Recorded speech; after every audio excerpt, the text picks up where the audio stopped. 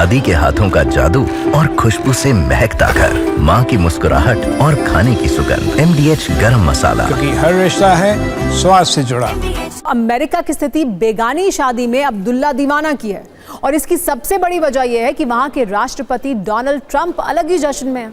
भारत और पाकिस्तान में युद्ध जैसे तनाव के बीच अगर किसी ने सबसे ज्यादा बार बयान बदले हैं, बिना सोचे समझे कुछ भी कहा, बिना जानकारी के बयान दिए, तो वो पाकिस्तान नहीं बल्कि डोनाल्ड ट्रंप हैं। ऐसा लगता है जैसे डोनाल्ड ट्रंप का बाइडेनीकरण हो गया है और भूलने वाली बीमारी उन पर तेजी से असर कर रही है। जिस तरह से जो बाइडेन अपनी कही हुई बातों को भूल जाते थे, उसी तरह से डोनाल्ड ट्रंप भी कुछ भी कभी भी कहीं भी कह देते हैं और भूल भी जाते हैं। इसीलिए आज हमने डोनाल्ड ट्रंप के बाइडेनीकरण पर सत्ता की कुंजी तैयार की है, जिसे आप ये समझ पाएंगे कि भारत के खिलाफ दुनिया में जो नैरेटिव फैलाने की कोशिश है, उसमें हवाबाजी और झूठ की मात्रा कितनी ज्यादा है। दरअसल जब से भारत ने पाकिस्तान के आतंकी ठिकानों को उड़ाया है, तब से डोनाल्ड ट्रंप का बड़बोलापन एक्टिवेट हो गया और आतंकी ठिकानों पर हमले के बाद उन्होंने बयान देने की शुरुआत की। सबसे पहले उन्होंने ये कहा कि उनका भारत पाकिस्तान के इस तनाव से कोई लेना देना नहीं है, दोनों देश आपस में निपटे। लेकिन एक दिन बाद जब पाकिस्तान की पिटाई तेज हो गई और उसने अमेरिका से बचाने की मांग की, तो ट्रंप की भाषा बदल गई और वो युद्ध रोकने की बात करने लगे। इसके बाद जब पाकिस्तान के डीजीएमओ ने भारत के डीजीएमओ को फोन कर सीज फायर की अपील की और भारत या पाकिस्तान इसका ऐलान करते उससे पहले ही ट्रंप क्रेडिट लेने सामने आ गए। उन्होंने सोशल मीडिया पर पोस्ट कर कहा कि अमेरिकी मीडिएशन के कारण सीज फायर हुआ है, जबकि ना तो भारत ने और ना ही पाकिस्तान ने खुले तौर पर यह कभी कहा कि अमेरिका ने मध्यस्थता की। उन्होंने अपने पोस्ट में खास तौर पर मार्को रूबियो और जेडी वैंस को मध्यस्थ बताया। ट्रंप के बड़बोलेपन का सबसे बड़ा कंसाइनमेंट कल तब देखने के लिए मिला जब पीएम मोदी राष्ट्र को संबोधित करने वाले थे। उससे ठीक 30 मिनट पहले ट्रंप ने दावा किया कि उन्होंने व्यापार रोकने का डर दिखाया, इसलिए भारत पाकिस्तान ने सीज फायर किया। पहले कहा था कि विदेश मंत्री मार्को रूबियो और उपराष्ट्रपति जेडी वैंस ने मध्यस्थता की थी। कल खुद उसमें शामिल होने का दावा भी कर दिया। ट्रंप ने यह भी दावा किया कि उन्होंने जैसे ही युद्ध बंद नहीं करने पर व्यापार रोकने की बात कही, भारत और पाकिस्तान दोनों देश युद्ध रोकने पर सहमत हो गए। जबकि भारत और पाकिस्तान दोनों में से किसी ने व्यापार रोकने वाली ट्रंप की कथित धमकी की पुष्टि नहीं की है। और तो और भारत ने साफ साफ ये कह दिया है कि सीज फायर की वार्ता में व्यापार का कोई जिक्र ही नहीं था। सुनिए भारत के विदेश मंत्रालय ने इस पर आधिकारिक रूप से क्या कहा है। From the time of Operation Sindoor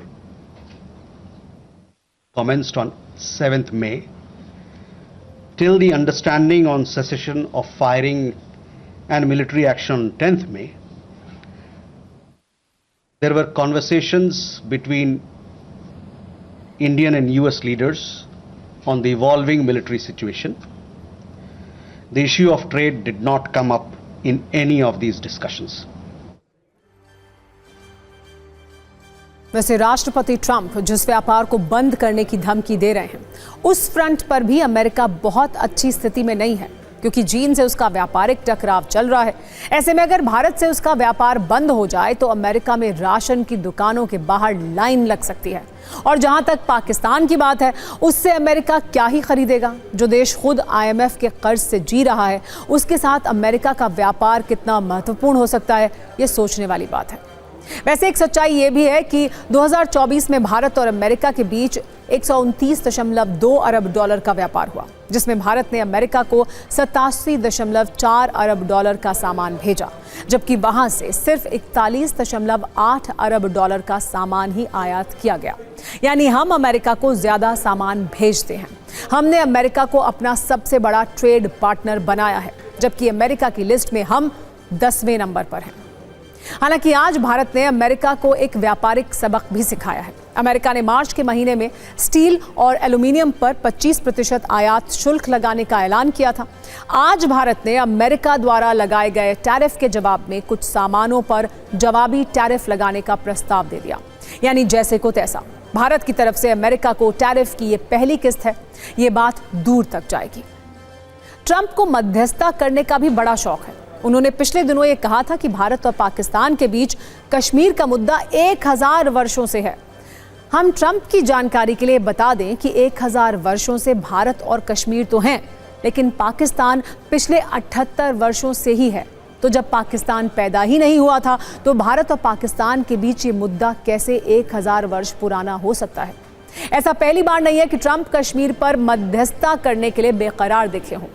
2019 में जब कश्मीर से अनुच्छेद 370 विदा होने वाला था, ट्रंप ने तब पाकिस्तान के पीएम इमरान खान, जो अब जेल में हैं, उनके सामने कहा था कि पीएम मोदी ने उनसे कश्मीर में मध्यस्थता की मांग की है, जिसे तब भारत सरकार ने खारिज कर दिया था। वैसे भी जम्मू कश्मीर भारत का आंतरिक हिस्सा है, इसका पाकिस्तान से कोई लेना देना नहीं है। जहां तक कश्मीर पर बातचीत की बात है तो पाकिस्तान से सिर्फ पीओके लेने पर बात होनी है, और ये बात कल एक बार फिर से पीएम मोदी ने साफ कर दी। हाँ, शहबाज शरीफ जरूर चाहते हैं कि अमेरिका मध्यस्थ बने, इसीलिए शहबाज शरीफ युद्ध रुकने पर अपने देश की जनता और आर्मी को कम, अमेरिका को ज्यादा थैंक यू कह रहे थे।